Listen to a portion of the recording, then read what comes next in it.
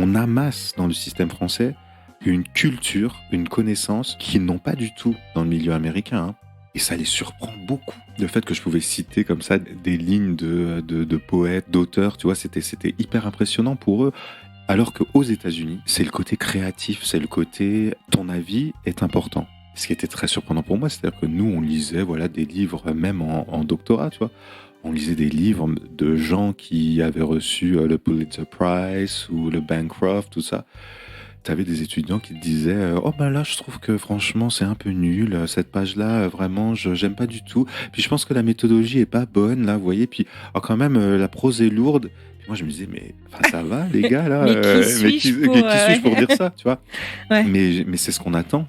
Mais vraiment c'est la grande différence, tu sais, que moi je vois. C'est le fait que ton avis, on te demande ton avis, on te laisse le donner et ton avis est important.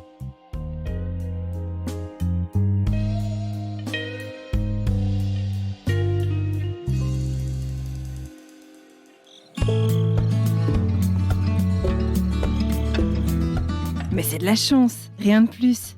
Oula, je suis loin d'être expert.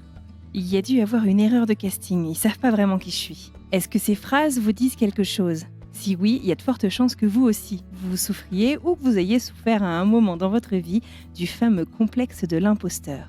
Et c'est justement un des thèmes que nous allons aborder en profondeur avec le French Expat de la semaine, Tristan Cabello. Dans cet épisode, Tristan partage avec nous son parcours académique, ses expériences professionnelles aux États-Unis et surtout ses réflexions sur la différence culturelle à l'université entre la France et les États-Unis. Et vous l'aurez compris, on parle pas mal de confiance en soi. Dès son lycée, Tristan Cabello est attiré par les études afro-américaines, une discipline qui captive son intérêt et qui a influencé la suite de son parcours. Il est profondément touché par la musique hip-hop et le mouvement Black Power des années 90, des sujets qui ont résonné avec sa propre expérience et celle de ses proches. Tristan poursuit ses études d'anglais en France et développe une passion pour l'enseignement de la civilisation américaine et en particulier afro-américaine. Et c'est ainsi qu'une professeure à lui, une américaine installée en France, qu'elle plante la graine. Et si il allait voir aux États-Unis justement comment ça se passe ? C'est ainsi que Tristan décide de partir passer 1 an aux États-Unis et qu'il s'installe dans la petite ville de Kalamazoo, dans le Midwest américain. Tout de suite, il s'y sent chez lui, mais vous allez voir, ce n'est que le début de l'histoire. Aujourd'hui, ça fait presque 20 ans qu'il habite aux États-Unis. Il a vécu dans le Midwest américain, à Washington DC et aujourd'hui à Harlem, à New York. Et ensemble, on discute de l'impact culturel et de notre identité à l'étranger. Je suis Anne-Fleur Andrely, vous écoutez un podcast de la rédaction de French Morning. Si vous souhaitez soutenir notre travail, n'hésitez pas à vous abonner sur frenchmorning.com. Allez, ceinture, je vous embarque avec moi à Harlem, New York.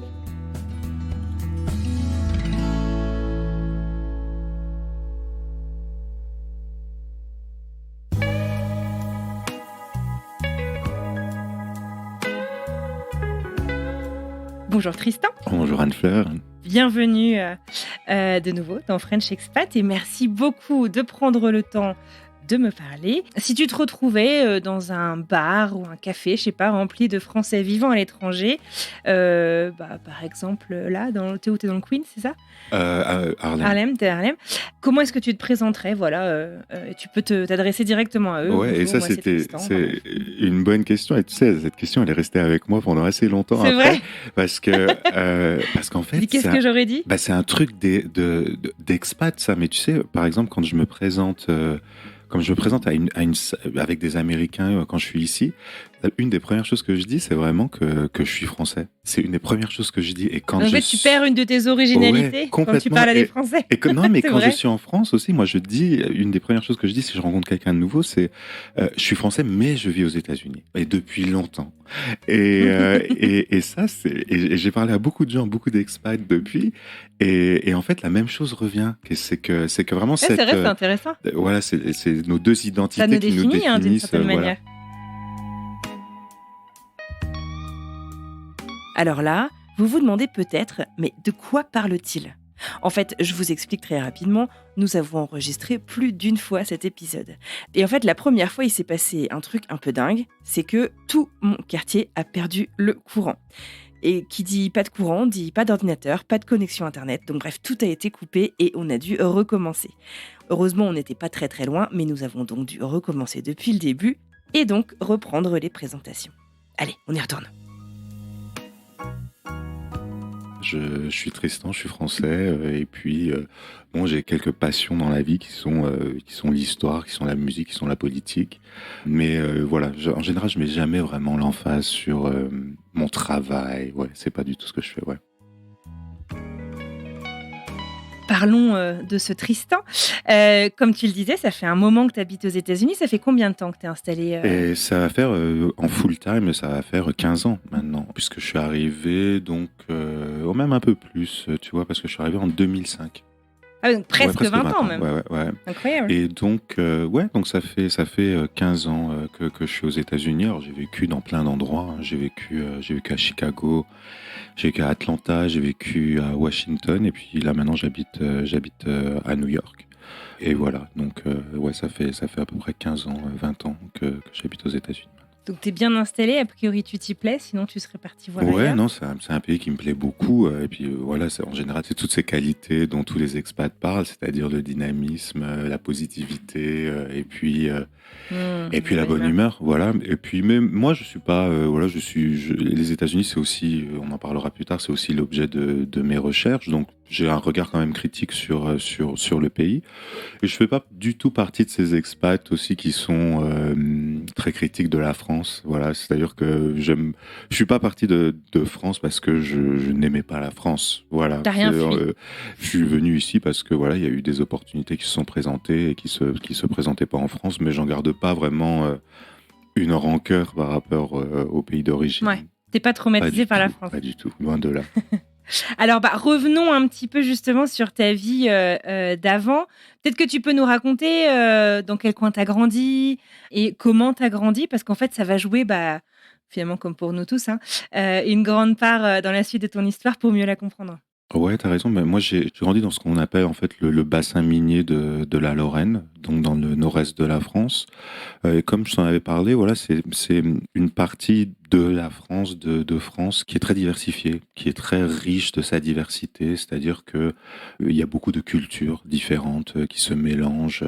Voilà, des gens. Moi, mes deux grands-parents étaient des mineurs de fond qui avaient donc migré d'Italie pour venir habiter en France. Et voilà, c'est un coin vraiment où tu as des Maghrébins, des Espagnols, des Polonais, des Ukrainiens qui se mélangent une grande diversité. Et finalement, tu sais, pas beaucoup de ce qu'on appelle maintenant. Alors bien évidemment, dans le temps, il n'y avait pas toutes ces définitions-là, mais pas beaucoup de Français de souche. Tu sais, c'est-à-dire qu'il y a vraiment une diversité, mais ils sont pas originaires de France, quoi. Français de souche, tu veux C'est-à-dire des Monsieur des, Dupont, des Monsieur Monsieur Durand, ouais. voilà, il y en avait vraiment Ouais, très d'accord. très peu, très très peu.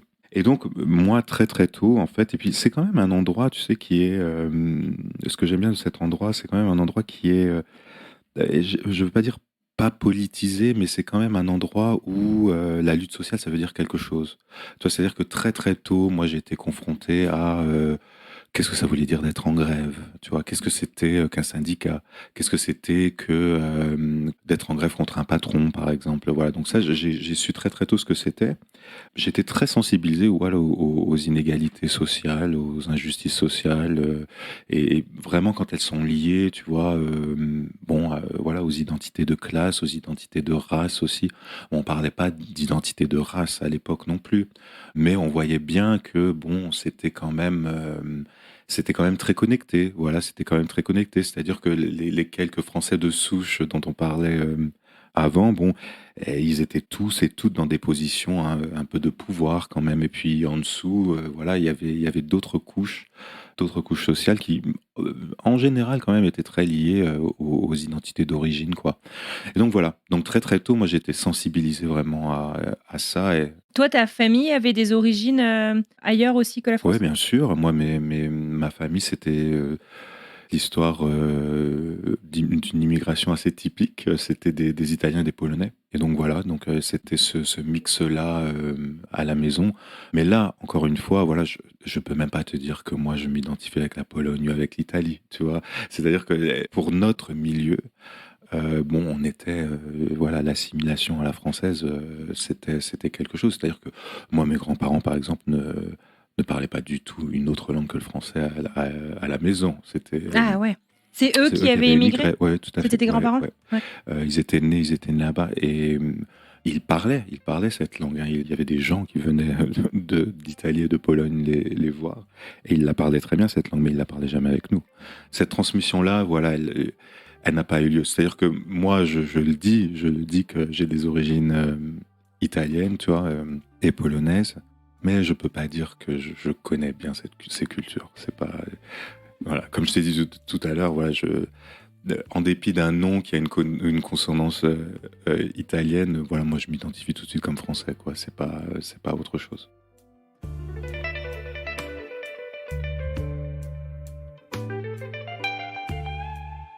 Au cours de sa scolarité et au début de son lycée, en classe de seconde, Tristan découvre une nouvelle matière, un domaine de recherche, un truc auquel il s'attendait pas, qui finalement attise énormément son intérêt. Il s'agit des African American Studies, des études de la recherche afro-américaine.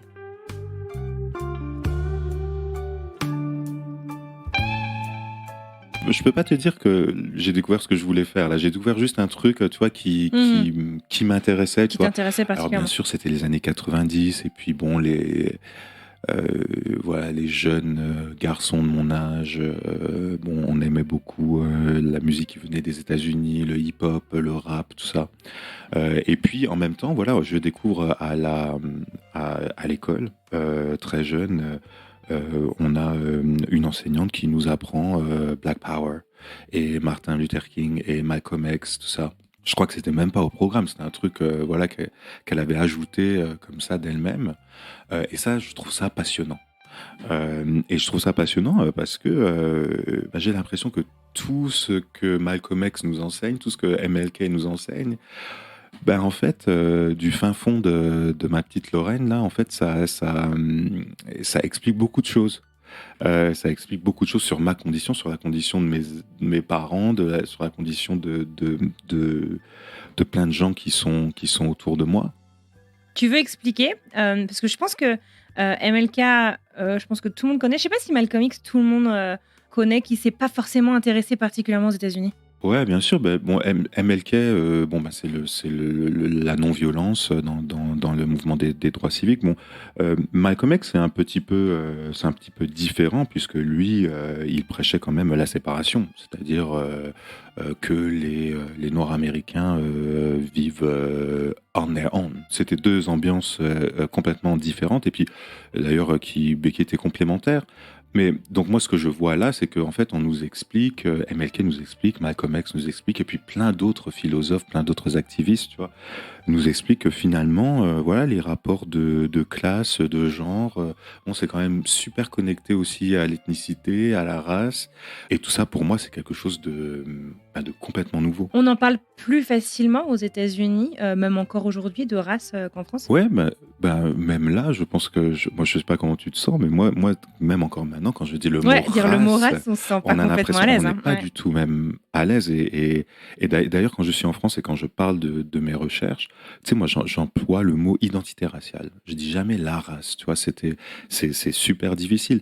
Mais alors maintenant, bien sûr, ici, bon, bah, c'était quelque chose, c'était même quelque chose même d'un peu daté. C'est-à-dire qu'on en parle depuis tout le temps.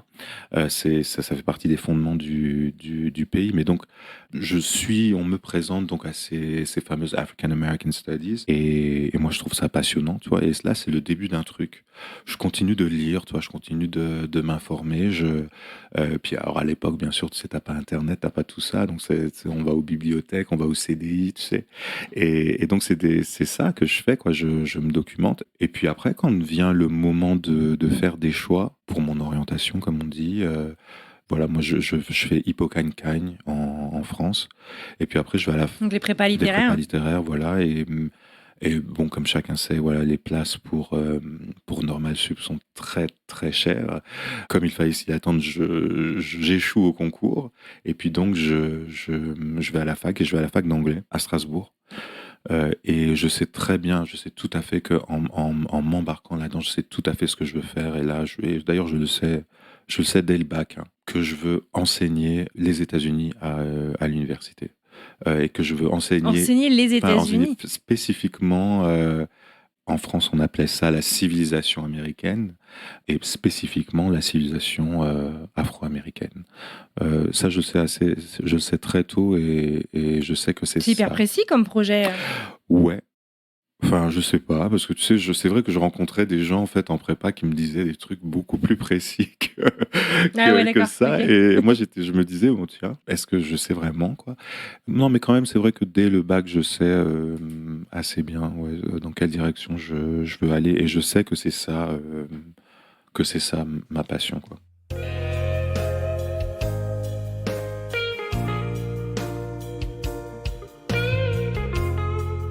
Et à ce moment-là, est-ce que tu sais que tu vas le faire à l'étranger? Ou est-ce que, enfin, comme tu dis, c'est pas super enseigné en France. Est-ce que tu dis que voilà, c'est peut-être l'occasion de- d'essayer de faire ça en France aussi?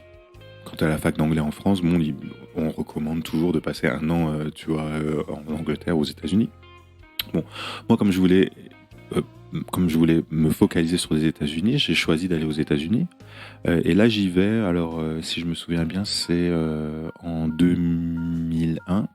C'est la première fois que je viens passer 9 mois dans un petit campus du Michigan, qui est situé donc entre Chicago et Detroit. Ça s'appelle Kalamazoo. Alors, moi, bien sûr, avant de voir cette annonce, je savais pas du tout ce que c'était Kalamazoo, tu vois.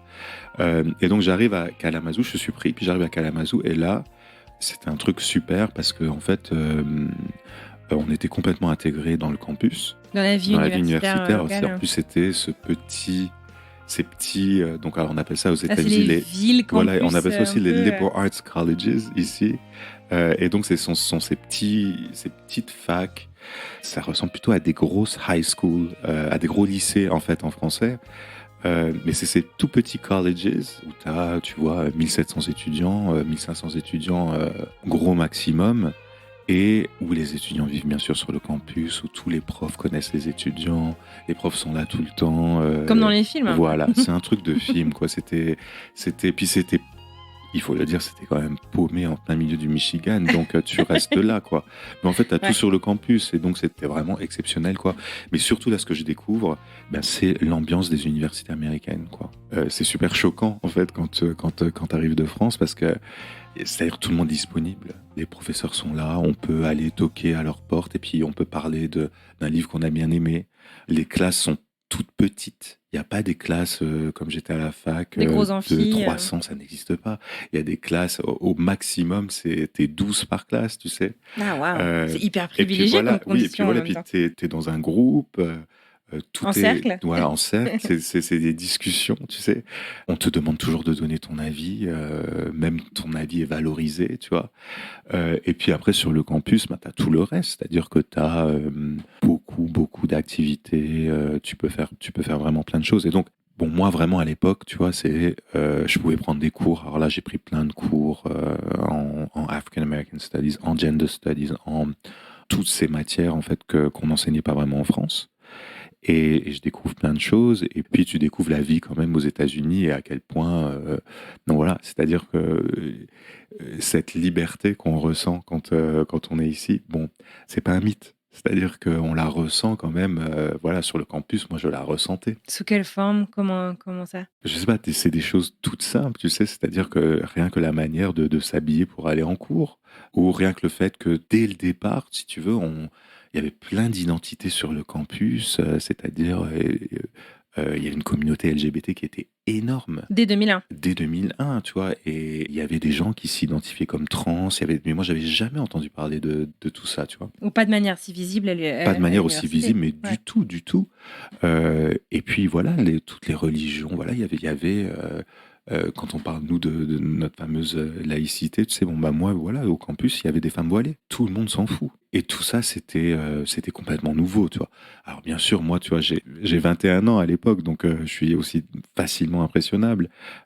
Mais tout ça, il y a quand même une atmosphère, et la liberté universitaire, quoi. C'est-à-dire que moi, jamais je me suis entendu dire par un prof là-bas, alors que, bon, d'accord, j'avais fait fac d'anglais, mais tu vois, bon, c'est pas comme si je maîtrisais l'anglais académique super à 21 ans, et même d'ailleurs parler anglais, mais je crois que je n'ai jamais reçu une critique. C'est-à-dire que toutes les critiques étaient de toute façon impactées par mais c'est super ce que tu fais, mais alors là, tu vois, voilà comment Le t'améliorer. fameux sandwich américain. Exactement, tu vois, Le c'est-à-dire que sandwich de ouais, confiance. le sandwich, c'est super ce que tu fais, mais en même temps, j'ai jamais autant progressé, tu vois, c'est-à-dire que, et le tout, tu vois, dans la bonne humeur. On n'était pas stressé d'avoir une mauvaise note, etc. Bon, parce que voilà, si tu fais le boulot, bon, tu reçois une mauvaise note, il n'y avait pas de redoublement, tu vois, moi, j'avais Ouais. jamais vu ça. Mais t'as pas la même relation aux études quand même, j'ai l'impression. Enfin, tu vois, je veux dire, déjà, enfin, alors, ce n'est que mon expérience, mais bon, on approche des 300 épisodes là dans French Ouais, Expat, donc on a quand même pas mal de monde qui est passé au micro. Et j'ai l'impression, tu vois, genre en France, alors tu peux bosser pour le vin, mais le vin, dans son essence, le vin sur vin est inatteignable en France. C'est un espèce ouais, d'idéal mais ouais. qui est conçu pour qu'on n'y arrive pas, pour que ce soit jamais parfait, qu'on puisse toujours faire mieux. Donc en gros, si tu arrives à 10, tu es content. Alors qu'aux États-Unis, tu travailles pour le A. Enfin, déjà, c'est une approche assez différente. Comme tu le dis, t'as pas vraiment. Enfin, c'est pas que tu as peur de tes profs en France, mais tu as une relation beaucoup plus stricte, un peu plus sévère. Ouais, non, mais moi, je suis Et d'accord. ici, c'est vrai que tu dis, tu as les office hours, tu échanges, tu donnes ton avis. Ah mais complètement. Puis même dès que tu comprends pas trop un devoir ou une disserte que tu dois écrire, tu vas en parler. Tu vois, tu montes le brouillon au prof et le prof va te dire là il faut changer, là il faut remettre. Tu vois. Même de toute façon, maintenant moi qui suis dans le business, j'allais dire depuis 10 ans maintenant. Bon, je sais très bien que la plupart des gens vont recevoir une bonne note à la fin. Tu vois, c'est même Il n'y pas a pas pour de ça gros qu'on suspense. c'est même pas pour ça qu'on travaille de toute façon. Mais le processus d'apprentissage, il est complètement différent. C'est de la C'est-à-dire que, co-construction un peu aussi. mais tout à fait. Et puis surtout, tu sais, moi, mais même quand j'avais 21 ans, c'est-à-dire c'était ce qui était important, c'est que des fois, tu sais, même en classe, moi je me disais, mais qu'est-ce que je peux bien apporter à cette conversation Qu'est-ce que j'y connais moi? Et les profs me disaient tout le temps, mais toi, en tant que Français, comment tu reçois ça? Comment tu lis ça? Et tout ça, ça les intéressait, tu vois. C'est-à-dire les différents points de vue, simplement le fait, tout simplement un fait, tu vois, biographique, quoi, le fait que j'étais français, ça ajoutait quelque chose, et c'était valorisé, tu vois, c'était valorisé dans mon expertise. C'était très, très surprenant au début. On parle de 2001. Il y a un truc quand même qui a quand même beaucoup modelé la suite de l'histoire contemporaine américaine, c'est les attentats du 11 septembre qui ont eu lieu cette année-là. Toi, ton expérience, c'était avant ou après? Ouais, bah maintenant que tu me rappelles ça, en fait, moi, mon expérience, j'étais censé partir, donc, je crois, le 13 ou le 14 septembre, et on a Hmm. dû donc décaler parce que pendant Ouais. quelques semaines, Ils ont tout bloqué, ouais, les on a frontières. tout bloqué.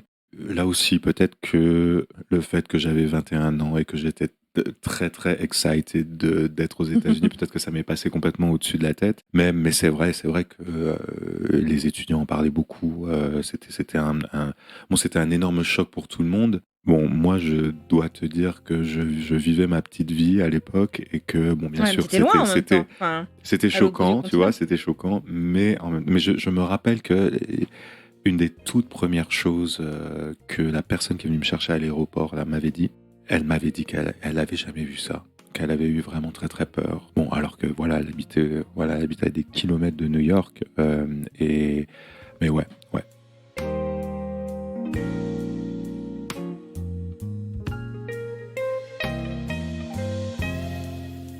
Et alors, se termine, c'est quoi, 9 mois? Enfin, en gros, tu fais une année universitaire du coup là-bas? Ouais, je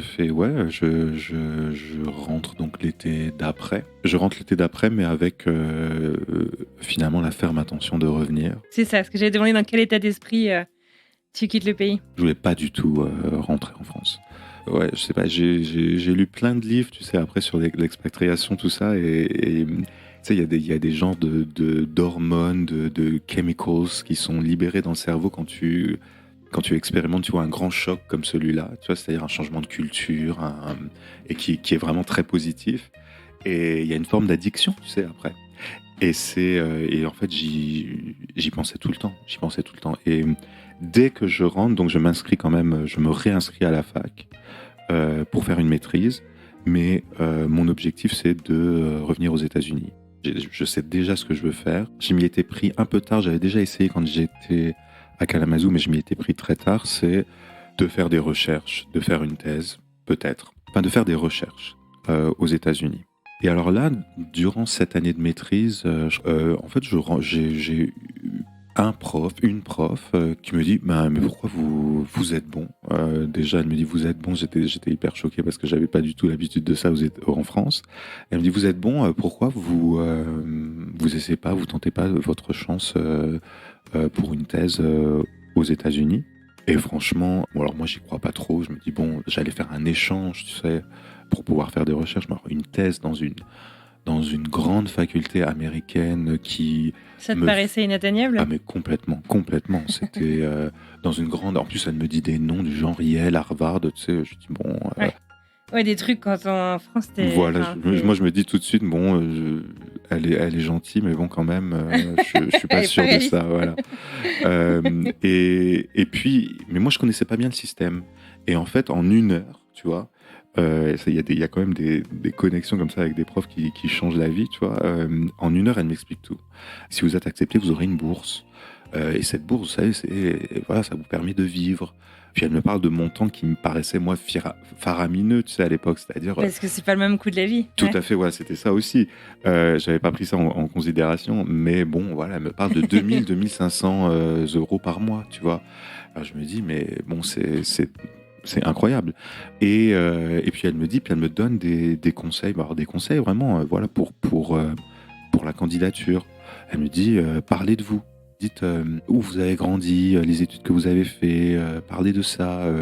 Elle me dit surtout ne dites pas que vous voulez vraiment faire un sujet très précis en thèse, parce que vous savez, vous aurez des cours, la thèse ça marche pas comme en France, vous aurez des cours et puis il faudra que vous preniez des cours et puis après il faut que vous décidiez de votre sujet de thèse, mais vous décidez pas tout de suite. Elle me dit voilà, elle me donne des conseils pour tous les examens qu'il y a passés. Puis elle me donne des conseils aussi, elle me dit surtout les gens qui vous écriront des lettres, dites-leur bien qu'il faut qu'ils écrivent au moins 2-3 pages. Voilà, et pas un petit truc genre j'atteste que Tristan Cabello est un bon élève. Voilà. Et Truc argumenté, contactez-moi un peu si vous mielleux. avez. Voilà. Il faut en Ouais. faire des tartines, tu vois. Ouais. Comment ça se fait qu'elle connaissait ce système si bien? Elle avait étudié aux Oui, États-Unis, elle avait cette fait une prof? thèse aux États-Unis. En fait, c'était une Américaine qui s'était mariée à un Français, je crois, et qui avait donc fait le chemin inverse, c'est-à-dire mais elle avait étudié aux États-Unis. Et donc moi, j'envoie mes petites candidatures, mais vraiment, euh, vraiment sans y croire. Tu sais, vraiment, j'y croyais pas du tout. En plus, je Pour lui faire choisis, plaisir. ouais, mais en plus, je choisis les facultés, là où je voudrais vivre, tu sais. Donc, tu sais, NYU, Columbia, Chicago, Northwestern, UCLA, Emory, tu vois. Bon, que des facs en plus, voilà, hyper cotées, tu vois, dans mon. Et puis, bon, il faut pas oublier que tout ça, ça coûte cher, hein, parce que les applications aux États-Unis, voilà, c'est $100 par chaque application, tu vois, Ça donc chiffre vite. ça chiffre vite. Faut être sélectif, quoi. Voilà, et puis à l'époque, il fallait les envoyer par FedEx, etc. Bon, c'était tout un système. Voilà, donc on envoie ça en décembre, et en février, tu commences déjà à recevoir des notes d'acceptation, des letter of acceptance, tu vois. Et j'étais accepté partout. C'était un truc qui était complètement fou. Il y a un truc qui se passe qui est complètement fou, c'est que les facs, en fait, t'invitent sur le campus pour visiter le campus et pour te recruter, parce que bien évidemment, quand tu es pris quelque part, tu es sûrement pris dans 10 autres facs, tu vois. Et donc, voilà, ils veulent les meilleurs candidats, et puis donc, ils t'en mettent plein la vue pendant un week-end. Et donc, moi, j'ai passé février-mars de cette année, donc ça devait être 2023, 2024, je sais plus, 2023. Ouais, 2003, oui. Ouais, donc je passais, tu sais, je passais tous les week-ends, je prenais le train Donc pour. t'allais aux États-Unis pour le week-end pour visiter une Ouais, fac et ouais, tu ouais. reprenais ta petite Et puis je vie reprenais ma petite en vie. France le lundi matin. Mais ouais, et c'était fou, quoi. Et donc, quand c'était dans la même ville, bon, comme Chicago, bon, alors, bon, ils étaient pas fous non plus, tu vois, ils faisaient le Prospective Student Weekend. Bon, c'était le même week-end pour Northwestern et Chicago, tu vois. Donc alors, voilà, on faisait un peu on allait à la moitié à l'un, la moitié à l'autre. Et donc, voilà, quoi, mais voilà, c'était fou. Je m'attendais pas du tout à ça. Et puis là, ton expérience, toi, les fois d'avant, enfin tes 9 mois, ton année scolaire que tu as faite aux États-Unis, c'était sur un petit campus, dans la campagne. Enfin, c'est aussi hyper différent finalement de ce que tu connais là, ce que tu es en train Ah, de mais visiter. complètement, moi, ça n'a même rien à voir. Ouais. En plus, bon, là, c'était undergrad, et donc là, je rentrais en graduate school, c'est-à-dire que j'étais thésard maintenant, tu vois, ça n'avait vraiment rien à voir, c'était vraiment l'université des grandes personnes, là, tu vois, et puis c'était dans des milieux urbains, c'était dans des grandes villes, et donc voilà, et moi, moi, mon rêve, c'était toujours Chicago. C'était toujours Chicago parce que moi je savais que tous les grands noms, tous les grands historiens afro-américains, tous les grands théoriciens de African American Studies, ils étaient à Chicago. Et donc je décide d'aller à Chicago, tu vois. Donc c'est Northwestern et c'est le plus gros programme en fait de African American Studies aux US à ce moment-là. Comme tu le sais, toi, les programmes sont tous classés. Et donc à l'époque, Northwestern, et je crois encore maintenant, hein, c'était le programme le plus prestigieux, le plus coté pour l'histoire afro-américaine.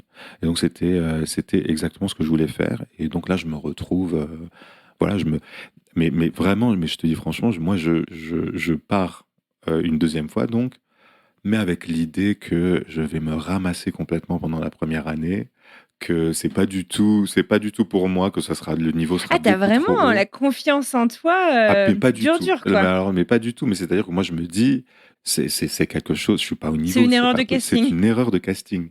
Mais t'as été recruté partout. Comment ça peut être une erreur? Ouais, mais mais ça, franchement, mais tu sais, je crois vraiment que voilà, c'est dû au système français à bien des égards, tu vois, et c'est aussi dû, voilà, d'avoir grandi dans un environnement qui était pas très privilégié. Toi, moi, je me dis, bon, bah, tu te sens toujours pas à ta place quand tu es dans des endroits comme Le ça, complexe quoi. de Voilà, l'imposteur, voilà, quoi. tout à fait, Ouais. quoi. Puis le complexe de l'imposteur aussi, c'est quand même hyper répandu dans l'université, quoi. C'est-à-dire que, voilà, tout le monde croit, tous les profs, Ah tous ouais, mes c'est vrai? collègues, voilà. C'est le truc le plus Encore maintenant. Ah ouais, ouais, carrément, carrément. Et, D'accord. et donc, ouais, voilà. Donc moi, je me dis, bon, on va tenter ça, tu vois, une petite année. Et puis, bon, si ça marche pas, peu importe, tu auras eu le temps de faire des petites recherches là-bas, et ça sera pas perdu, quoi. Surprise, surprise, ça marche. Dès la première année, tu vois, j'adore ça. Tu vois, il y a beaucoup de gens, beaucoup de collègues américains, français aussi, tu vois, qui vont te dire les années de doctorat, c'est les années les plus dures, où je me suis senti vraiment nul, où tout était stressant, tout était angoissant. Alors que toi, tu Alors te moi, pas révèles. du tout, tu vois. Alors moi, j'ai adoré. Tu vois, La révélation. moi, c'était fou parce que moi, je me disais, mais c'est incroyable, en fait, t'es payé pour lire, pour écrire, et puis pour avoir des conversations intéressantes avec les gens. Ben, la vie est belle.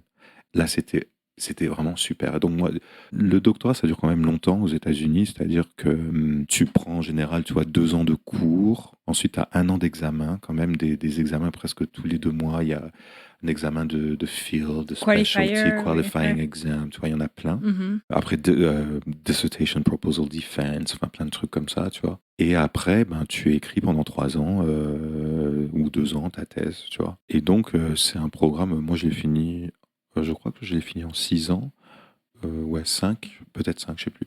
Donc c'est long.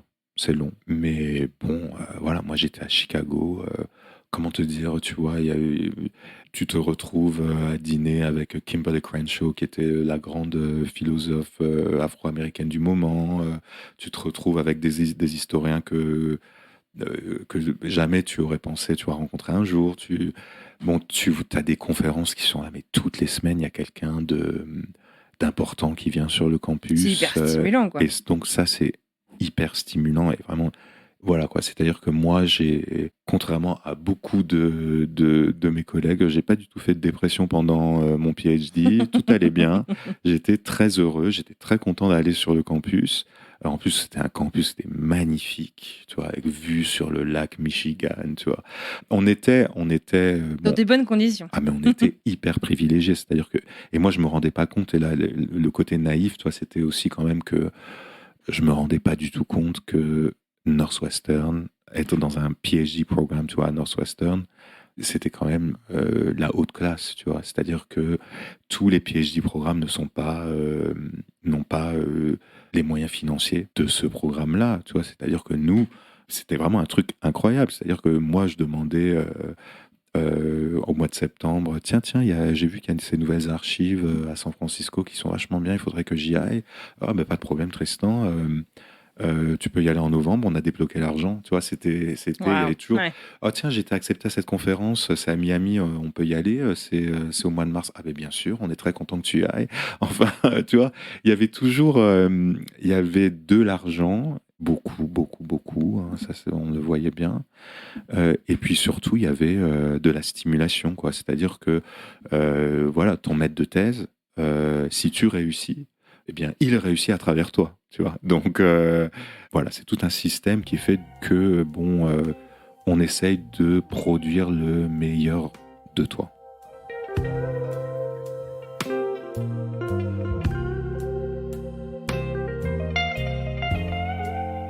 Tristan fait donc sa thèse à Chicago au cours des 5 années suivantes.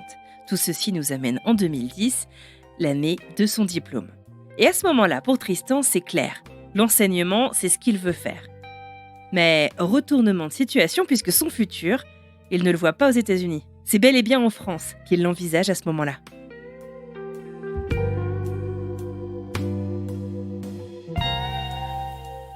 Donc, toute l'année 2010, c'est la fin de mon année de doctorat. Et donc, cette année de doctorat, c'est l'année où tu cherches des postes. On m'invite sur plein de campus, on me fait des offres, etc. Mais alors là, moi, je découvre aussi naïf que ça peut paraître. Je découvre une Amérique que je connaissais pas bien. Et c'est cette Amérique, voilà, parce que ce qu'on sait pas de France, c'est que voilà, la plupart des facs aux États-Unis et des grandes facs, ou même des petites facs, bon, elles sont pas dans des grandes villes comme en France. Elles sont dans des coins un peu perdus. Dans des petites villes, tu vois, même Yale, si tu penses à Yale, bon, c'est dans une toute Ouais. petite ville, quoi. En Connecticut, ouais. Et donc, moi, je découvre cette Amérique que moi, je connaissais de Kalamazoo, tu vois, mais bon, je m'imaginais pas du tout vivre à Kalamazoo, bien évidemment, tu vois. Et là, je me rends compte que, et ça, j'avais pas du tout calculé, eh bien, c'est que les postes, ils sont dans ces villes-là. Ils sont dans des endroits où... Les où- college towns. des comme on college les appelle. towns, tu vois, et dans des États du centre des États-Unis, tu sais, d'avoir un poste dans une faculté même pas très prestigieuse, mais dans un centre urbain, ben ça c'est le jackpot, et ça n'arrive pratiquement jamais. J'ai quand même ces intuitions, tu vois, et je me dis à chaque fois que j'arrive dans ces endroits, là, où je suis interviewé, je pose le pied à l'aéroport, je me dis, là, c'est pas possible. C'est-à-dire que je sais que Avant même avant même d'y l'interview, aller, je sais tout à fait que ça va pas être possible. Et je rencontre des gens, voilà, qui sont adorables et des collègues super, tu vois. Mais alors en même temps, voilà, je me vois pas du tout vivre. T'as envie d'avoir une vie en plus du travail, quoi. Exactement. Et c'est très important. Et pour moi, c'est dans un centre urbain, quoi. C'est dans une grande ville. Et donc moi, je découvre ça et j'étais pas du tout au courant. Et donc j'ai pas très envie. Et en même temps, alors il y a un poste qui, c'est le meilleur poste que je reçois. Et là, mon maître de thèse, mon advisor me dit là, Tristan, si vous le prenez pas, c'est juste pas possible parce que c'est un poste en or. Il comprendrait pas que tu te jettes pas dessus. Et j'avais pas les mêmes, j'avais pas les mêmes envies, j'avais pas les mêmes valeurs, peut-être, je sais pas. Mais et donc c'était dans un petit college, dans un small liberal arts, qui s'appelle Baudouin, qui se trouve dans le Maine. Mais alors là, c'était ce qu'on appelle un contrat en or, quoi. C'est-à-dire c'était sponsorisé par la Mellon Foundation en African American Studies. Et en fait, on me payait tout simplement pour écrire. C'est-à-dire que voilà, c'était juste pour faire des recherches et je devais Donc, tout ce que enseigner. t'aimes. Voilà, je devais enseigner un séminaire, toi, c'est tout. Et je me dis, bon, c'est pas très loin de Boston, c'est pas très loin de New York, on va tenter sa chance. Et j'y vais, mais voilà, là aussi, Comme d'habitude, avec une grande confiance en toi. ouais, là j'y vais, non, mais ouais, enfin non, bon là j'ai quand même plus confiance en moi, tu vois, à la fin du PhD quand même. Mais là, je me dis, non, là je me dis plutôt, c'est l'endroit qui va pas me plaire, tu vois. Ouais. Ouais, tu sens que tu peux l'avoir, donc c'est plus risqué. Donc j'accepte quand même et j'y vais. Bon, as expected, je déteste cet endroit de tout mon cœur. C'est-à-dire que voilà, c'est-à-dire que, mais c'est un endroit, voilà, c'est-à-dire il faut aimer tout ce que j'aime pas, enfin tout ce qui me passionne pas trop, c'est-à-dire faire je sais pas, tu vois, faire des excursions dans les bois, tout ça. C'est super pour les gens qui aiment la nature, le Maine, tu vois. Et moi, ben, je préfère être en ville, quoi. Et donc c'est cette année-là où je me dis, bon, là, il faudrait peut-être rentrer en France, tu vois. Ouais. Si c'est les seules perspectives. Mais alors, en France, là, je découvre ce système, ce fameux système de qualification aux fonctions de maître de conférence. Et puis, on me conseille aussi, on me dit, bon, mais il faudrait quand même passer l'agrégation pour. Et moi, je sors tu vois, de 6 années de PhD, 5 années de PhD. Je me dis, non, mais là, c'est juste pas possible. Et donc, je crois que même la première fois où je pose ma candidature aux qualifications, je crois qu'elle est rejetée, mais c'est parce que bon, j'ai un peu bâclé ce truc. Et bon, En France, tu veux en dire? France, ouais. Mais plus tard, je reposerai ma candidature, elle sera acceptée. Disons que passer même 5 6 ans dans un endroit où je me sens pas du tout chez moi, tu vois, je préférais vraiment rentrer en France, quoi. Mais du coup, t'es rentré en France ou pas? Ou tu l'envisages sérieusement?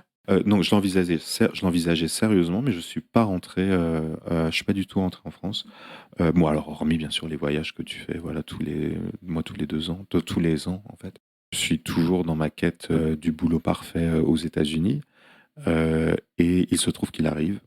Et donc en 2012, là, je suis recruté pour. Alors au départ, c'est simplement pour faire maître de conf, simplement pour faire prof, dans un département de Critical Race, Gender and Culture à l'Université américaine de Washington. Ah, c'est ouf. C'est exceptionnel. Alors, moi, j'étais. En plus, moi, j'adore. Bon, à l'époque, j'adorais DC. Bon, alors maintenant, après y avoir vécu quelques années, c'est moins, tu vois. Mais j'adorais Washington. Et puis là aussi, tu sais, ça, c'est ces trucs dont beaucoup d'expats parlent. C'est-à-dire les. Bon, à l'époque, j'ai quoi? J'ai 32 ans, 31, 32 ans. Et donc, en carrière universitaire, c'est jeune.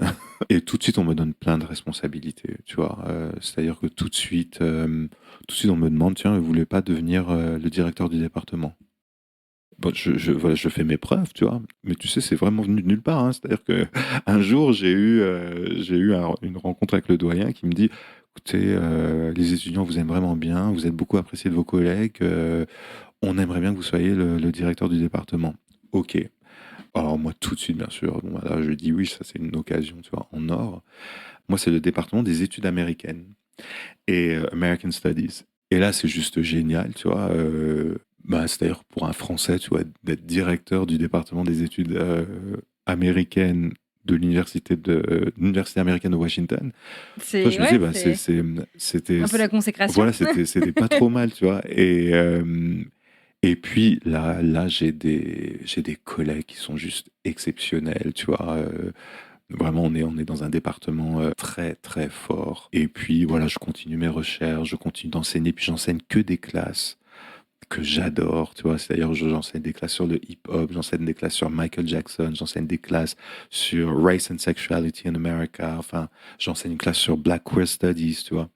En fait, je suis complètement libre d'enseigner ce que je veux. Et tu vois, bon, il y a un truc, c'est-à-dire que j'échappe à ce que beaucoup de jeunes profs doivent faire quand ils arrivent dans une grande fac comme ça, c'est-à-dire d'enseigner les grands cours magistraux, tu vois, genre American History, tu vois. Bon, ça, Ouais, j'avais pas 101. du tout, voilà, j'avais pas du tout envie de faire ça. Et donc, moi, j'enseigne que des classes vraiment Donc tu t'éclates. que j'adore. Les classes, c'est vraiment, voilà, On voit que c'est, t'as encore les étoiles dans les yeux. ouais, En en parlant. c'était une très, très bonne expérience. Et donc, je reste là-bas, alors 5 ans, je crois. Et alors, je pars parce que là aussi, il y a une autre opportunité qui se présente. Là aussi, c'était un peu out of the blue. En gros, j'ai un collègue, j'ai une collègue qui me dit, qui est à Johns Hopkins University, donc à Baltimore, mais on a aussi une branche à Washington. Et là, cette collègue me dit, on cherche quelqu'un pour diriger un programme de maîtrise. Voilà, j'aimerais bien que tu poses ta candidature parce que je pense que tu serais. Et c'est vrai que ben, j'y pensais, quoi. J'y pensais. Je me disais, c'était. Parce que là, j'étais en undergrad à American. Donc le niveau bachelor. Voilà, voilà. Et tu sais, moi, je parle encore en niveau licence. Tu sais, quand j'étais. Voilà, c'est le niveau licence. LMD. LMD, voilà. Donc je pose ma candidature, tu vois, et je me retrouve en grad school. Voilà, donc et c'était quelque chose que je voulais faire, tu vois, depuis, ça me trottait dans la tête, tu vois, et donc c'est venu. Il y avait deux choses qui m'intéressaient beaucoup à un moment vers la fin de ma carrière à American, c'est-à-dire que j'avais beaucoup plus envie de faire beaucoup plus de recherche et d'aider des étudiants à faire de la recherche. Et donc ça, c'est que en grad school, quoi. C'est-à-dire undergrad, en général, tu fais pas de recherche. Et puis deuxièmement, il y avait un truc qui se développait. Alors ça, c'était bien avant le Covid. Il y avait un truc qui se développait de plus en plus aux États-Unis, mais c'était mal fait. C'était online teaching. Voilà, ça fait 6 ans maintenant que je suis dans ce programme que j'aime beaucoup. C'est-à-dire qu'on a vraiment une variété d'étudiants exceptionnels qui font des travaux de recherche vraiment géniaux. Et vraiment, le but du programme, en fait, si des gens qui nous écoutent sont intéressés, c'est vraiment d'essayer de préparer les étudiants à faire des études doctorales, quoi. C'est-à-dire, on leur donne vraiment les bases, et puis après, bon, ben, ils peuvent décider hein, s'ils veulent poursuivre Tu veux là-dedans. continuer ou pas? Et alors, tu as quand même, quitté, la région de Washington? Ouais, ouais. Alors, Washington, que j'ai beaucoup aimé au Au départ, début, du coup, tu disais? euh, est devenue vraiment une ville où moi, à un moment, j'ai tout fait, quoi. Alors c'est très spécial. Alors vraiment, Washington, il y a des gens qui adorent et il y a des gens qui détestent. Je crois qu'il n'y a pas de in between. Mais ce qu'il faut savoir sur Washington, ce qui était vraiment très très dur, c'est le fait on dit que Washington c'est une transient city, c'est-à-dire que les gens viennent pour 2 ans et puis ils repartent. Et tu sais, c'est les Ah, même quand tu te crées des amitiés et tout, tu recommences à zéro voilà, tous les 2 ans, du mais coup, c'est un peu incroyable. épuisant? Et moi j'avais comme ça, je renouvelais mon stock de connaissances, d'amis, tu vois, mais tout le temps, constamment, tu vois. Ça peut être stimulant et ça peut être démoralisant aussi, Ouais, quoi. c'était bon. Voilà, c'est-à-dire, c'est comme je te dis, les 2 premières années, c'était très stimulant. Puis après, bon, ça devient un peu saoulant, quoi. C'était quand même un peu dur. Et puis, bon, c'est quand même, en anglais, on dirait sanitized, tu vois. C'est quand même une ville, voilà, où la plupart des gens travaillent pour the federal state or les think tanks ou alors les ambassades, tu vois. Et tu vois, moi, et comme la ville est trop chère, tu vois, en général, les académiques, les universitaires, ils vivent en dehors de la ville. C'était une ville très spéciale, tu vois, et j'ai beaucoup aimé y vivre pendant 2-3 ans. C'était très bien. Et les 2-3 dernières années, c'était plus très intéressant pour moi, en fait. C'est-à-dire, c'est incroyable, mais bon, à Washington, j'ai jamais rencontré un artiste, par exemple. J'ai jamais rencontré quelqu'un qui me dit j'écris un livre, j'écris un roman, ou je sais pas, je fais de la musique. Bon, c'est pas ce genre de ville, tu vois.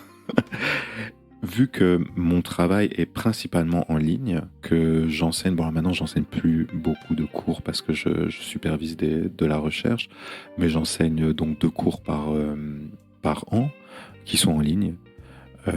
Donc je peux en fait habiter n'importe où aux États-Unis.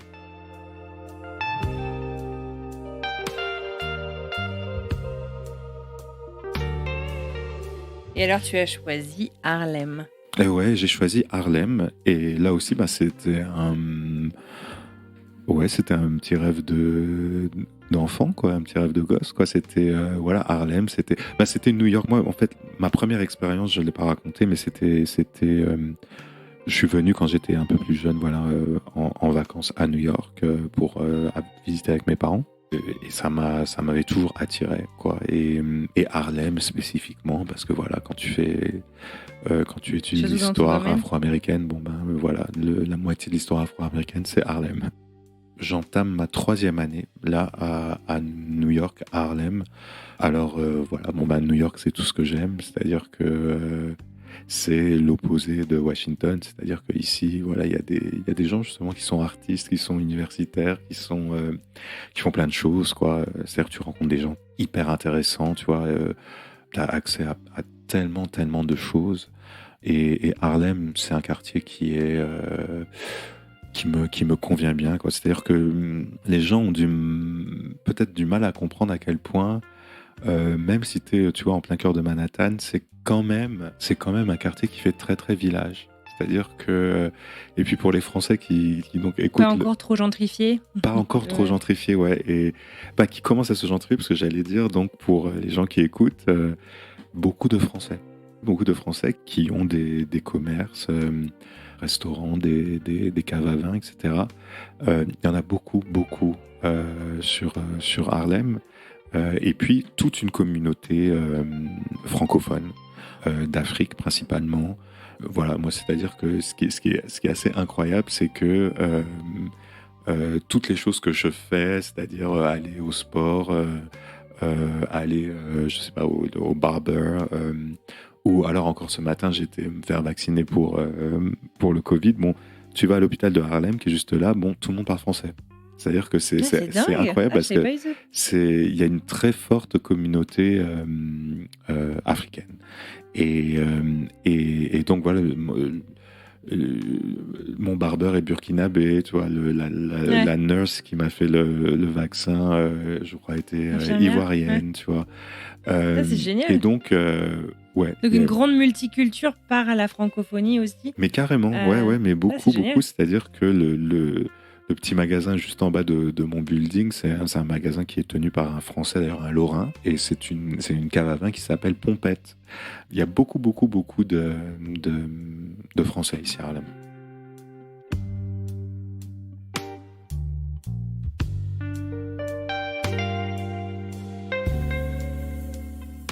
Il y a un truc que tu as évoqué quand tu racontais ton parcours de manière chronologique, c'est cette confiance en toi, ce complexe de l'imposteur.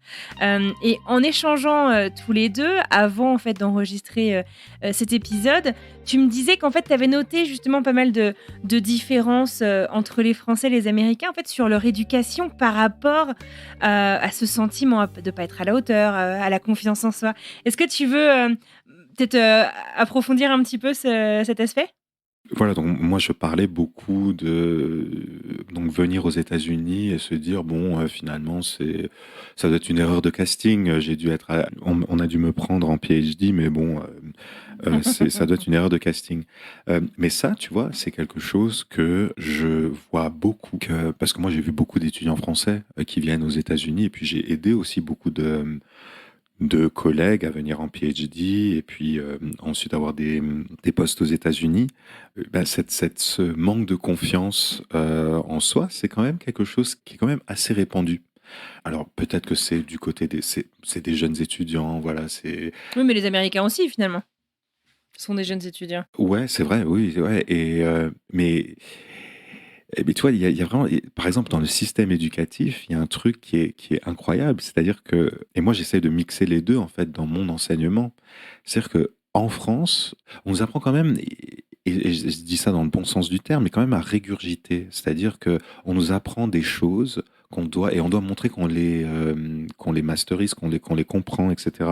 Donc on amasse dans le système français Beaucoup une de connaissances, culture, mais... une connaissance qu'ils n'ont pas du tout dans le milieu américain, hein. Et ça les surprend beaucoup. Ça, c'est d'ailleurs, moi, le fait que je pouvais citer comme ça des lignes de poètes, d'auteurs, tu vois, c'était hyper impressionnant pour eux. Et voilà, alors que bon, beaucoup de gens peuvent le faire, tu vois, en France. Et alors qu'aux États-Unis, c'est le côté créatif, c'est le côté ton avis est important. Ce qui était très surprenant pour moi, c'est-à-dire que nous, on lisait voilà, des livres, même en doctorat, tu vois. On lisait des livres de gens qui avaient reçu le Pulitzer Prize ou le Bancroft, tout ça. Et puis, tu avais des étudiants qui te disaient oh ben là, je trouve que franchement, c'est un peu nul, cette page-là, vraiment, j'aime pas du tout. Puis je pense que la méthodologie est pas bonne, là, vous voyez. Puis, quand même, la prose est lourde. Puis moi, je me disais, mais enfin, ça va, les gars, là, Mais qui mais qui, suis-je pour... qui suis-je pour dire ça, tu vois? Ouais. Mais c'est ce qu'on attend d'un universitaire. C'est qu'ils se mettent voilà, au niveau des autres universitaires, tu vois. Mais vraiment, c'est la grande différence, tu sais, que moi je vois. C'est ça. C'est le fait que vraiment aux États-Unis, ton avis, on te demande ton avis, on te laisse le donner, et ton avis est important. Même si tu n'as pas toutes les bases, alors qu'en France, c'est plutôt quand même amasser des connaissances qui est important. Et donc, moi, si j'ai peut-être un message à faire passer, voilà, aux jeunes Français qui font des études aux États-Unis, c'est C'est justement de mettre ça en avant parce que c'est hyper important et c'est hyper valorisé et c'est hyper impressionnant pour les Américains. Puis une autre chose qui revient souvent, et moi c'était une de mes questions quand même aussi, c'est la maîtrise de la langue. Beaucoup de mes collègues me disent, mais bon, tu vois, moi, voilà, je maîtrise pas très bien l'anglais, ni écrit ni parlé. Est-ce que tu crois que je peux faire un PhD? Est-ce que tu crois que je peux avoir un poste, etc. Et en fait, même ça, on s'en rend pas compte, mais même ça, c'est valorisé. C'est-à-dire le fait de pas complètement maîtriser la langue, mais du coup d'apporter une autre culture, c'est hyper important. Et que, bien évidemment, jamais personne ne va, puisque c'est quelque chose d'illégal aux États-Unis, ne va discriminer en fonction du niveau de connaissance de la langue, quoi. Ou alors cette Tu as quand même histoire. des examens que tu dois passer faire Ouais, pour ouais, ouais, certains bien, parcours ouais, universitaires, ouais, et puis surtout, le surtout TOEFL en étant un. ouais, mais bon, le TOEFL, voilà, on l'a tous passé, quoi. Bon, c'est quand Il même, est pas hyper compliqué. Il est pas hyper compliqué, mais il voilà. faut quand même quelques bases Il faut d'anglais, quand c'est ça même que je quelques veux bases dire. d'anglais, ouais. Mais quelques bases d'anglais, je pense que tu peux acquérir, voilà, en quelques semaines, quoi. Enfin, je sais pas, quoi. Puis il y a d'autres examens, c'est vrai, que tu dois passer, mais même pour des gens qui parlent très très bien, et même des années plus tard, tu sais, qui sont là depuis des années, me parlent souvent de l'accent. Oh, mais moi j'ai un accent très fort et bon, quand même, je suis Comme pas un complexe un peu? comme un complexe, alors que ça aussi, c'est quelque chose qui est super valorisé ici. C'est-à-dire que, voilà, et puis bah, l'accent français, voilà, c'est considéré comme un accent élégant, tu vois, et donc les gens, ça aussi, c'est quelque chose qui est très très valorisé. Et il y a pas, c'est-à-dire que c'est vrai qu'en France, bon, il y a une manière, voilà, de parler la langue, received pronunciation, etc. Euh, alors qu'aux États-Unis, voilà, c'est-à-dire, moi je le vois tous les jours à Harlem, c'est-à-dire j'entends des gens qui parlent anglais avec plein d'accents différents, quoi. Et ça, c'est Mais c'est ce valorisé. que j'allais dire.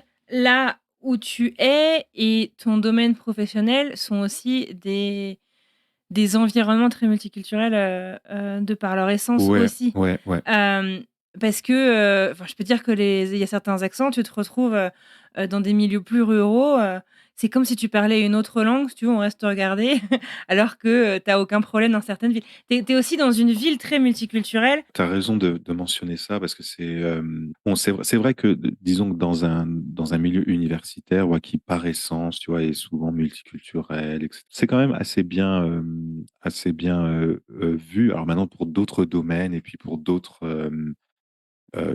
endroits aux États-Unis, C'est ça. Forcément, on n'a pas vécu partout, on peut pas tout connaître. où c'est vrai que j'avais vraiment l'impression que les gens me regardaient comme si Tu parlais notre avec un langue. petit accent, comme si je parlais une autre langue, quoi. Donc, Ah moi, ça m'est arrivé. Je me souviens quand je fumais et du coup, on s'est arrêté, tu vois, quand on faisait des voyages, genre dans les stations essence pour acheter des cigarettes.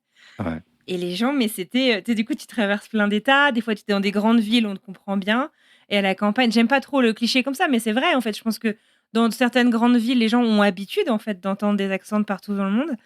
Et quand tu es dans des milieux un peu plus ruraux, on me regardait, genre. Et à la fin, j'envoyais mon mari. ouais, Parce ouais, que je- c'est un truc aussi d'oreille. Ouais, t'as tout à fait Une raison, quoi. habitude, hein, je pense, Ouais, d'écoute. c'est-à-dire que, ouais, et puis je vois même moi, tu sais, en débarquant à New York, tu sais qu'à New York, par exemple, les gens arrivent à faire la distinction entre un accent du Bronx, un accent de Manhattan, un accent Ah du ouais? Queens, de Brooklyn. Ah Ouais, ouais. ouais. Mais attends, mais moi maintenant j'y arrive aussi parce que Bah je te oui, jure du coup. il y a des gens il y a des gens Ah, qui c'est parlent un fou. anglais que j'avais jamais entendu avant. Et je te promets que ça met quand même quelques mois avant de s'y Ouais. habituer, quoi. Un débit de langue que moi j'avais jamais Ouais. rencontré avant, quoi. Mais quand même, en gros, c'est-à-dire il y a, moi, je reviens d'un point de vue universitaire. Je pense Mhm. que pour les Français, voilà, qui veulent faire des études aux États-Unis, souvent on manque de confiance. Souvent, il y a un manque de confiance, mais c'est parce qu'on ne sait pas vraiment les choses un peu distinctives qu'on apporte dans le système américain Ouais. et quand même cette grande culture et cette grande rigueur qu'il y a aussi dans le système français. Je t'assure que c'est hyper valorisé ici Ouais. et ils sont souvent, ah waouh, comment tu sais ça, quoi. Ouais. Génial.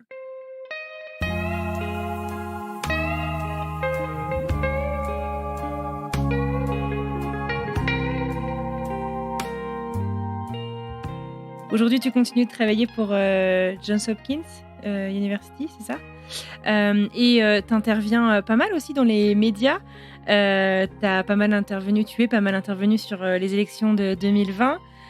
Tu parles pas mal de politique et d'identité raciale, notamment pour les médias français. C'est important pour toi justement de rester connecté à, je sais pas, tes origines françaises et de partager en fait voilà ce dans Mais quoi tu évolues. ouais, complètement. Mais tu sais, c'est vrai, moi, si tu veux, alors moi, ça fait presque 20 ans donc, que j'habite aux États-Unis, mais tu sais, j'ai toujours gardé le contact avec la France, quoi. Je me suis jamais vraiment, Mhm. c'est-à-dire que je fais toujours en sorte d'écouter la radio française, tu vois, et la radio américaine, et la télé Et les française, la télé podcasts américaine, français. etc., et les podcasts français, bien évidemment.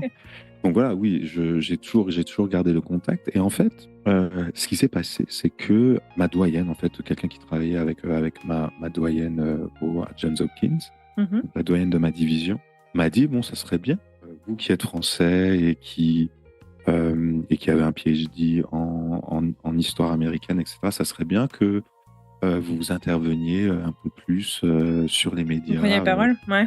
que vous preniez la parole, parce que voilà, c'est quelque chose qui est très important pour les universités.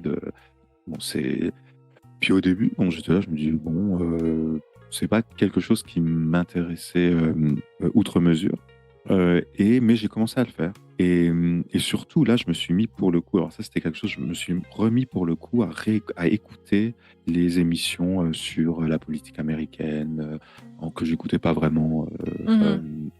avant. Et voir en fait les angles d'analyse qu'ils ont là-bas. Ouais. Et puis là, je me suis rendu compte que je pouvais vraiment apporter quelque chose. Ouais.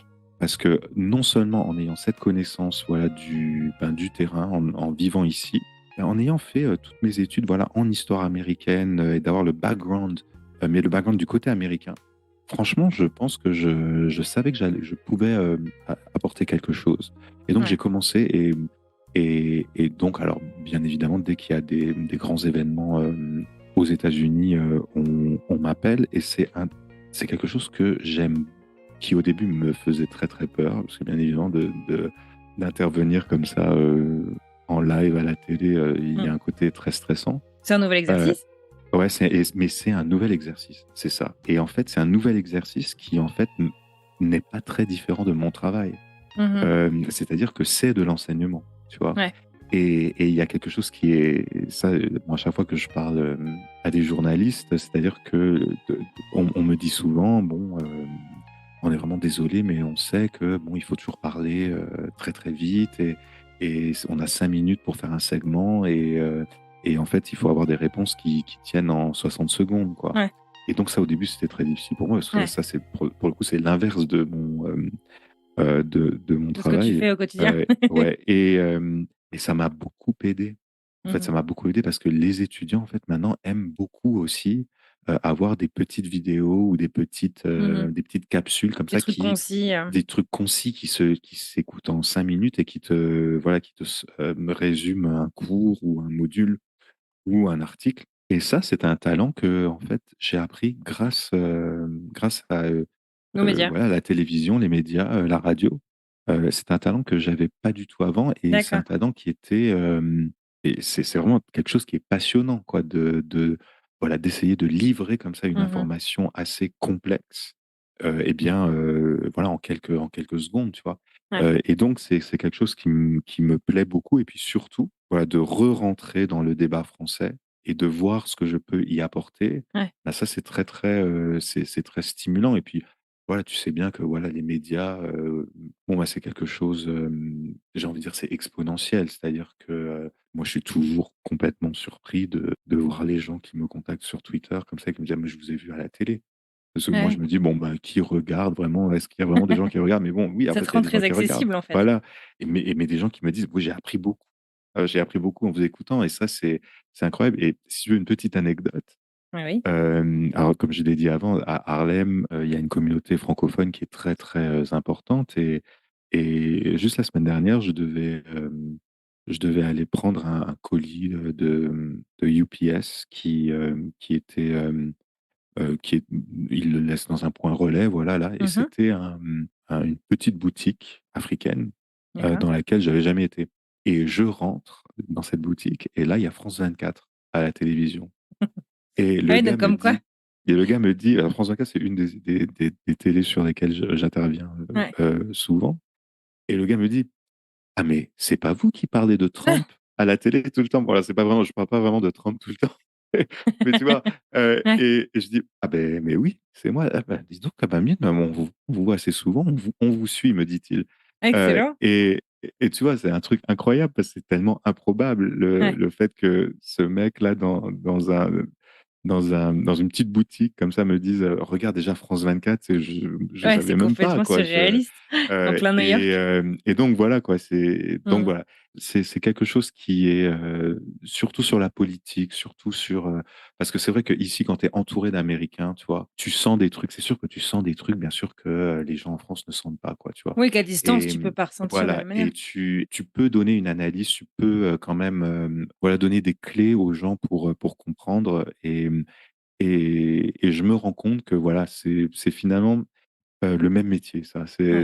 Il y a c'est un métier d'éducation, quoi. Ouais. Et oui, et c'est très intéressant pour moi. Eh Ouais. ben, trop bien. Est-ce que un jour, tu envisagerais de rentrer en France ou pour l'instant, c'est pas vraiment à l'heure du jour?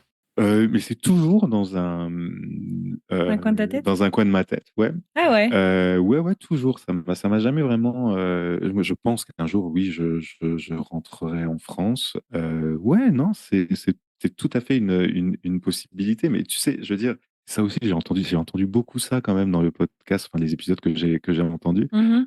C'est-à-dire que l'expatriation, des fois, est beaucoup moins dure que Que le retour. la.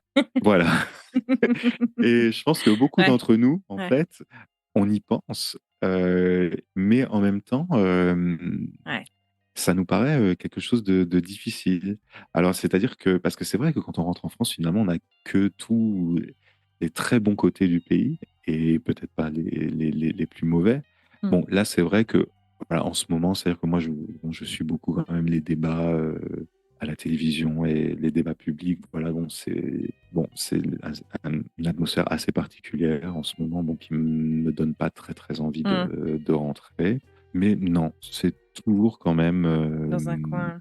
dans un coin de ma tête. Je pense qu'un jour ça arrivera. Ouais. Ah ouais, bah écoute, on suivra ça avec intérêt. Peut-être un jour que tu reviendras nous parler de ton retour en France. En tout cas, pour l'instant, c'est pas pour tout de suite.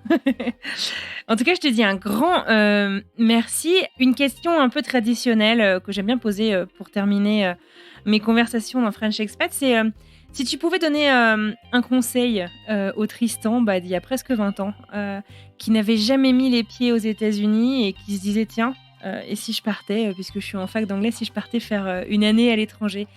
Qu'est-ce que, je sais pas, avec le recul de tout ce qui s'est passé au cours des presque 20 dernières années, qu'est-ce que tu te conseillerais? Qu'est-ce que tu Oh bah, tu sais, renforcerais? c'est un truc tout simple.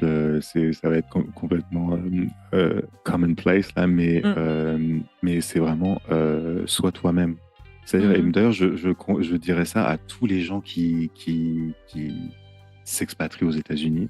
Ouais, C'est que je pense que principalement alors, les gens qui viennent de France, hein, tu vois, le fait que ce pays est vraiment un vrai pays multiculturel où toutes ouais. les identités voilà, sont les bienvenues. N'essayez pas, comme moi j'ai fait, par exemple, de prendre des accent reduction courses T'as ou pris des cours comme ça, ah c'est ouais, vrai? carrément. Ouais, j'ai honte de moi maintenant. Et Mais donc t'as plus l'accent là? non, pas du tout, j'en ai encore. Ça se perd jamais Et l'accent aussi? pardon? Ça se perd jamais complètement l'accent aussi? Moi, j'ai quand même entendu des gens c'est très impressionnant, mais j'ai quand même entendu des C'est plus Français qui subtil. l'ont complètement perdu. Ah ouais, d'accord. Et c'est super impressionnant ça. Mais voilà, c'est-à-dire, restez Donc t'as été vous-même. complexé par ça? Au début, ouais, ouais, bien Ouais. sûr, bien sûr. Et puis, comme tu sais, au début, c'était très important. Je pensais que c'était très important de parler un anglais qui était letter perfect, tu vois. Mhm. Et alors que, bon, maintenant, bien sûr, mon anglais est letter perfect, mais bon, Mhm. ça allait, quoi. Mais ouais, de rester soi-même et même de cultiver Cette sa différence. différence Ouais. parce que voilà, c'est exactement le pays où c'est exactement la culture où c'est quelque chose qui est très valorisé. Et puis voilà, puis si vous voulez faire des études aux États-Unis, Il y a de la vraiment place pour tout le monde. le- la passe souvent, et puis surtout le fait d'avoir cette voix particulière, c'est quelque chose qui est, que les Ça gens compte. aiment beaucoup. Ouais. Trop bien. Et merci beaucoup pour ce conseil qui pourrait être carrément appliqué par nos auditeurs et auditrices. Je te souhaite une merveilleuse fin de journée, Tristan. Et je te dis un grand merci pour ce chouette moment qu'on a passé ensemble. Merci.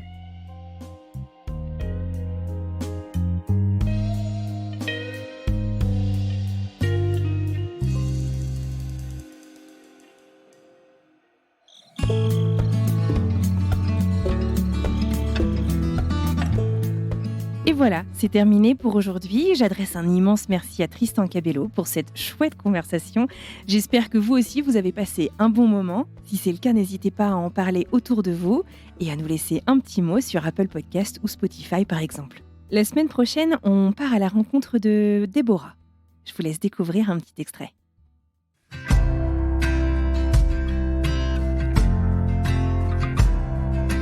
Oui, on avait pris la décision en septembre 2019. Donc, le Covid, je savais pas ce que c'était une pandémie, quoi. Sauf la grippe espagnole, là, mais c'était tellement lointain que j'étais genre... Puis après, quand il y a le Covid qui est arrivé, je pense que j'ai eu un peu la réaction de tout le monde. Je dis, oh, c'est une grippe, ça va. Je sais pas pourquoi ils sont tous drama à fermer Broadway. Tout va bien se passer. Puis voilà. Et du coup, en arrivant, c'était un peu le désenchantement de... qu'est-ce qu'on fait là ? Et puis en plus, je sais pas comment on dit ça en anglais, mais en français, mais the grass is always greener. Donc moi, dans ma tête, j'étais très genre en mode, mais je suis bloquée ici, on peut rien faire, je suis sûre qu'à New York, ils font trop de trucs et c'est trop bien. Non.